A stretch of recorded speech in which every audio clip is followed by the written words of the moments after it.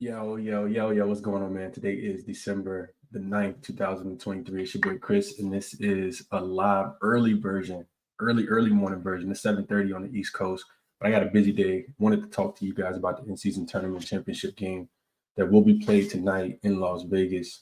So let's get into it. Well, real quick, recap. Yesterday did the picks I gave out yesterday on the show did go 2-3.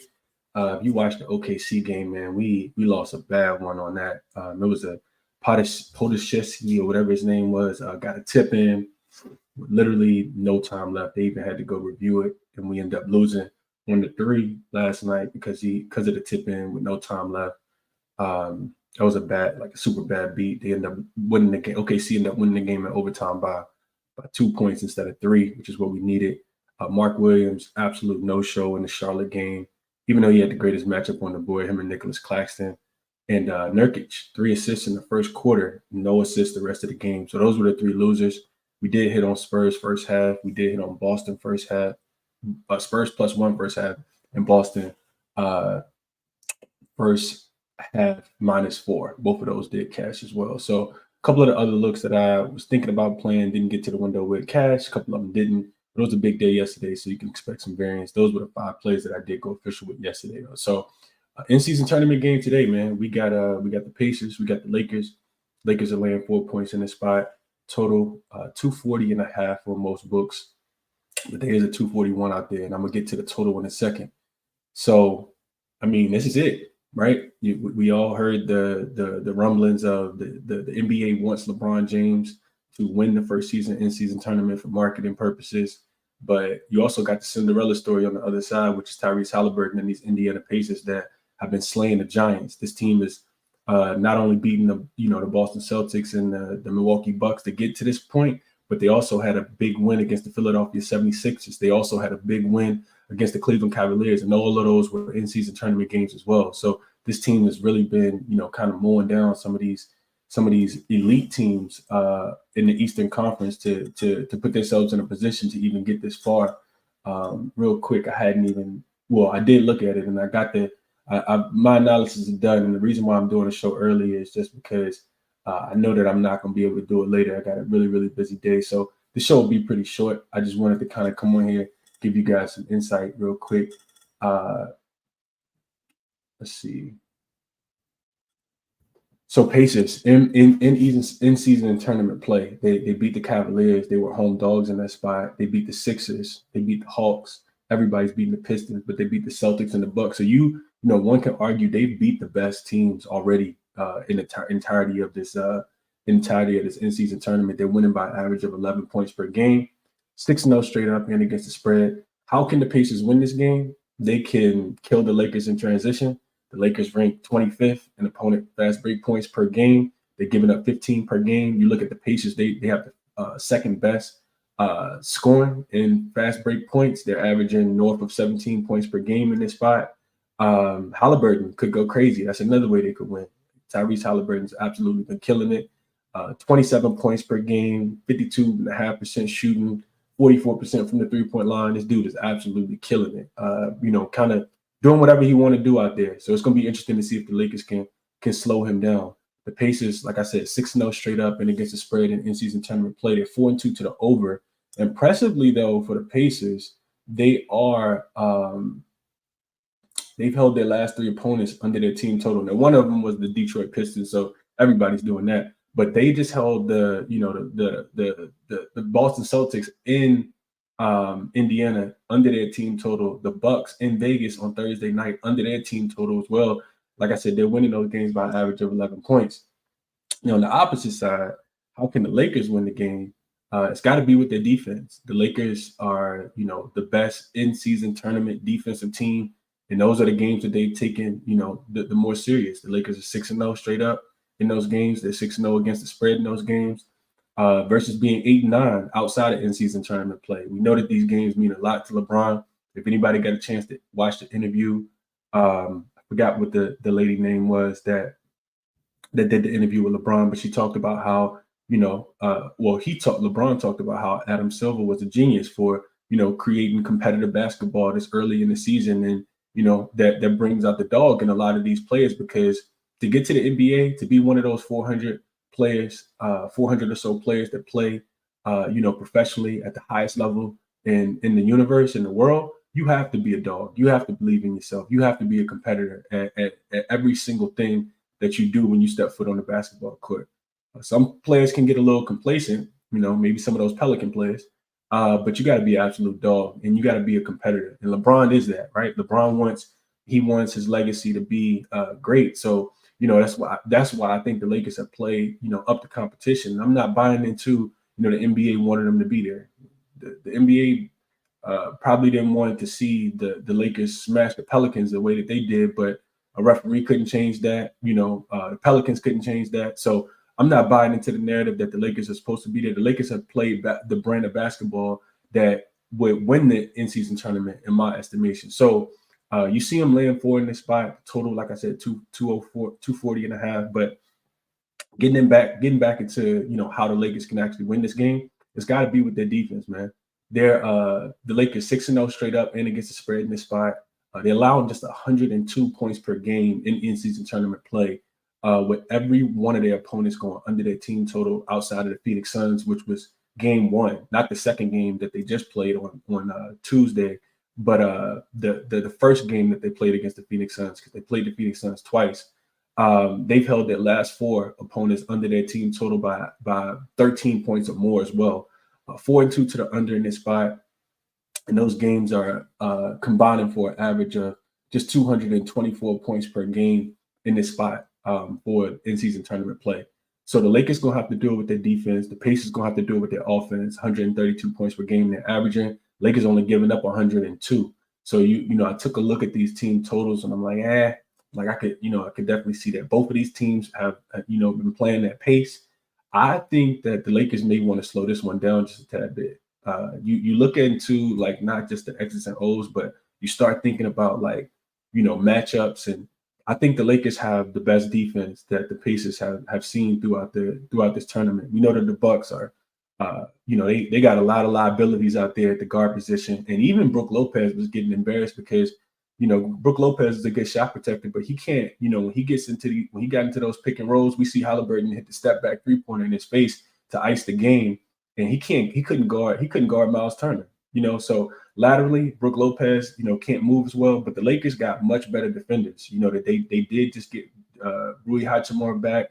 He had the nasal fracture. They got Jared Vanderbilt back. So they'll have a full squad in this one outside of Gabe Vincent, who I think has already been ruled out. Absolutely expect LeBron James and Anthony Davis to play, even though their names are on the injury report here. Matchup of the day, I think, in my estimation, is going to be Aaron Nesmith against LeBron James, right? Like, can Nesmith slow LeBron down? We've seen Nesmith do a really good job. He couldn't stop Giannis in the last game, but he did a good job of, contesting shots and making it really, really difficult for Giannis in that spot. Giannis did go over his points and rebounds in that game, but this is going to be the best defender I think LeBron has had to face in season tournament play so far. So, that's one part of it, but the Lakers have guys, like I said, when I'm thinking about how Indiana likes to, score, the Lakers have guys that can match up. Outside of D'Angelo Russell, who the Lakers will try to hide in this spot, they have really good defenders. Even if they get this switch, I think that, the Lakers will be able to slow this high potent offense down. And granted, that's been difficult to do, but I expect the Pacers to come in here and play defense as well, which is why if I had to play, and I am playing this. I haven't played it yet, but I expect to, I just kind of want to see where the number is going to go. And I think it's going to go down because I think the sharp money is going to come in here. I like the under. It's 240 and a half on all sports books right now. But if you guys have DraftKings, they have a 241 hanging out there as well. I think it's minus 115, which is totally fine with me. I'm willing to pay that juice and take the under in this spot. Under 241 will be my official play in this game. Like I said, the Pacers, they've held their last 3 opponents under their team total. Very impressive stuff what they're doing on the defensive end. We know that they're hungry, they're motivated. They want to keep just shocking the world. So I expect them to play their best version of defense. I do expect, like I said, Aaron Nesmith to be able to slow LeBron James. Now, LeBron played 23 minutes and had 30 points in that last game. I don't think it'll be this easy. They literally, Herb Jones is a great defender, but he got to get in the weight room if he's ever going to be able to guard LeBron James. So I do expect, like tempo wise, I think the Pacers will probably try to run this Laker team off the floor, but I do expect the Lakers to be able to play defense and be able to get back. And I do think the pace slows down. So even if the first half goes over, I think we see heightened defensive intensity from both sides on this one, which is why I like the under a little bit more than everything else. And that's it, man. As far as props, I do think that a lot of the props are placed, kind of they're placed where they should be. Like I looked at Halliburton assists, I looked at Halliburton points, and you could just take Halliburton. I mean, he keeps continuing to crush it. What is it, like 53 points and like 24, 27 assists in his last 2 games, no turnovers. Dude's absolutely been killing it. So maybe you do look at that. You look at that. We actually did pretty well on props in the Pacers game versus the Bucks. But I'm not playing a bunch of props. When I watch this game, I want to enjoy it. When I watch this game, I just want the game to go under. So I do expect I think the game can go under and can be exciting and enjoyable with a total of 241 points. To me, I think this game ends about maybe 118 to 116, 118 to 112, something like that. Because I do expect, like I said, not just the Lakers to play defense, but the Pacers to also come out here and slow this Laker team down as well. So I didn't really, I'm not going to play any props. I doubt I get there on any props, but LeBron will be motivated in this spot, and he's been crushing this player prop. Even though, like I said, I think Aaron Nesmith will be the best defender that he's faced. The Pacers give up the most points in the paint, so Anthony Davis could potentially have a really good game in this spot if you willing to lay your hard-earned money on somebody that's been pretty inconsistent, even though he has played well in back-to-back games. So those are my thoughts there. Let me see what you guys talk about in the chat before I get out of here. Attacker, yeah, we live, man. We live off the early morning, man. What's up, AOD? Appreciate you for tapping in as well, my brother. Good morning to you. I think the Lakers do win the game, AOD. I do think the Lakers win the game. I don't know if it's a smack C spot. Like the Pacers have been really, really good, but I don't think they're gonna lay down at all. I didn't see Nesmith being out. Let me just check real quick. Let me double check this just to make sure. Nesmith is not out, Pimp Highways. You might be thinking about Andrew Nembhard. Andrew Nembhard is unlikely to play. He was seen, I saw a report on Nembhard. He rolled his ankle. It was his left ankle when he was trying to get that layup in transition and just kind of planted on it wrong. You hate to see stuff like that. But, I mean, if he has less minutes, you got to start looking, towards, in my estimation, you got to start looking at Keith said they got a 242 on FanDuel. I didn't even see that. I didn't even see FanDuel. Let me check real quick. Let me just get you guys. Let me let you guys know what I see as far as the total. Because like I said, if you're somebody like me and you monitor these totals, you don't necessarily have to play them. Let me see. You don't necessarily have to play the total when I tell you to play it. You can get you can wait, see where the money comes in, see if the public gonna smash the over, and see if it goes up to 242 and a half, 243. But yeah, you're right. Appreciate you, Keith. FanDuel does have a 242 right now, and it's not juiced, minus 110, not even juiced at all. You see other sports books have it down as low as 240 and a half right now. So I appreciate you for calling that out. Good morning, Marcus. Appreciate you for being here as well. Yeah, it's Nembhard, Pimp C, but it's all good, bro. It's all good. Early morning homework, absolutely, man. That's yeah, Key. That's what we're here for, man. Try to get ahead of some of these numbers. So, like I said, I think Bron is in a not the greatest matchup, even though he is LeBron James. I think Nesmith is a really, really good defender.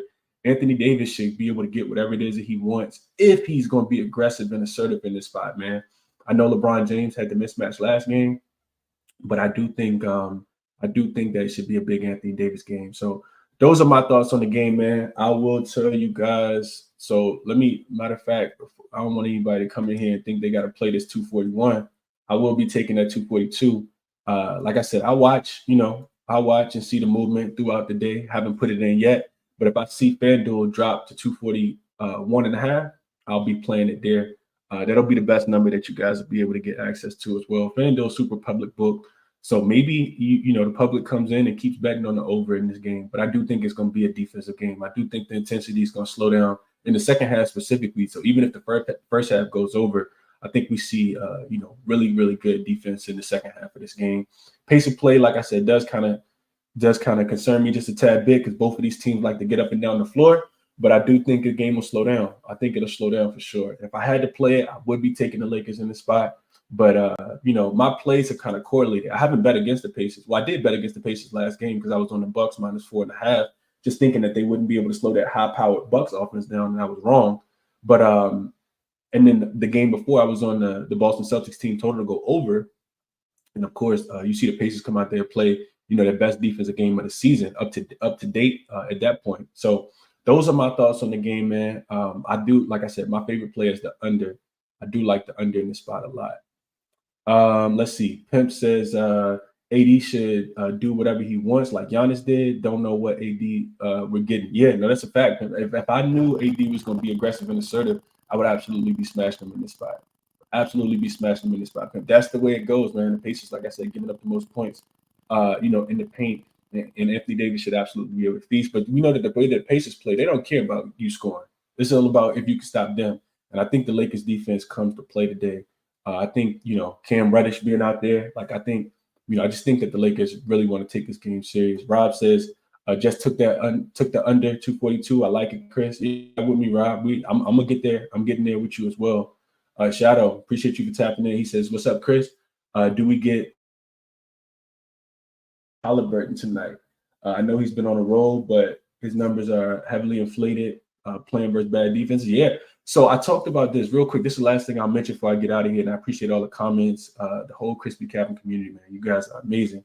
I love the questions. Love, I got some insight from you guys looking at the 242, during the show as well. So I ask that you hit the like button for me if you guys are watching this later. That's why I wanted to do the video, to get it out and just kind of clear my mind and clear my thoughts so you guys know what I'm looking at. But I do agree with this, Shadow. Like, I'm not sure how it would target it under. I'm definitely not touching the Tyrese Halliburton under. Like that's that's a little too much for me. I don't think I can stomach and actually enjoy the game. But yeah, I talked about this, in the Pelicans game, man, versus the Lakers. I said we probably want to look towards the under. You guys remember earlier in the week on Tuesday when the Lakers were playing against the Phoenix Suns, I was on Devin Booker over his points and assists under. It doesn't matter how you play the Pelican players. All of the three stars went under. Their points, their assists, their threes, all of that. Zion under. CJ McCollum under. Brandon Ingram under. Nobody came close, and that's because, like I said, the Lakers are giving up 102 points per game in these in-season tournament games through 6 games. They're really playing lockdown defense. So, yeah, I think, Shadow, you're onto something, man. I'm not touching the under on Halliburton, but maybe I'll try to figure out throughout the day how I would play under maybe on somebody else, just based on matchups, doing a little bit more digging. But it's something that I haven't done yet, so I'm not going to give you guys a recommendation on, what that would look like yet. Keith says, I see Rui and Vanderbilt sharing time guarding Halliburton and getting physical with him. Yeah, they're going to try their best, man. Definitely going to try their best. Definitely going to try their best. Geechee, yeah, we had it early, man. Or at it early, trying to figure it out. Prop-wise, maybe target Lakers bench. Lakers bench has been playing pretty good, but the Pacers bench has been playing pretty good. And I already told you guys that Nembhard has been ruled out for this game. So TJ McConnell's been absolutely killing. I think you got to look at TJ McConnell. He'll provide a lot of assist opportunities, but more so just hustle plays. So looking at TJ McConnell, I know he's been a really big plus player when you talk about plus minus without Nembhard on the floor, and just throughout the tournament in general, they've been kind of splitting that point guard duty. But yeah, TJ McConnell's been somebody that's been absolutely killing it. Rare says Hachimura been plastered all over social media. People are going to be smashing this points prop. I like his under. Yeah. Only way I would play Halliburton today would be under, but yeah, it's a little too scary for me, so I'm gonna chill. Pim says Halliburton points and assists at 41.5 -130 on DraftKings, slightly juiced. But I think if they have a chance to win, this bet, if they're going to win, it's going to be because of Halliburton. We already know that. We know it's going to be a Halliburton game. It's got to be a big Halliburton game. They are going to be able to get a win. So we'll see how it goes, man. I got to get off of here. I just wanted to come on here and give you guys my thoughts. Like I said, I do lean towards the Lakers and to be able to cover that spread. But, the Pacers been Cinderella darlings, man. And this one is for the in-season tournament. The guys get the cup. they get the trophy, they get the little medals, and it goes down as part of their legacy. So a lot of implications on this game, man. Best of luck on however you guys chose to play it. For me, it will be that under. You guys see it posted at the bottom. Indiana and LAL under 242. Like I said, monitor it throughout the day. And best of luck on all your action, man. If you can, hit the like button for me. Try to do a little bit more morning shows or overnight shows, and there'll be a podcast form as well. But I'll always do them on YouTube also. So best of luck if you guys are whatever you guys end up playing, no matter what side you like. Try to cash some tickets today, and we'll get back to it in the next coming days, man. Try to keep running up in the NBA. Best of luck today, man. I'm out.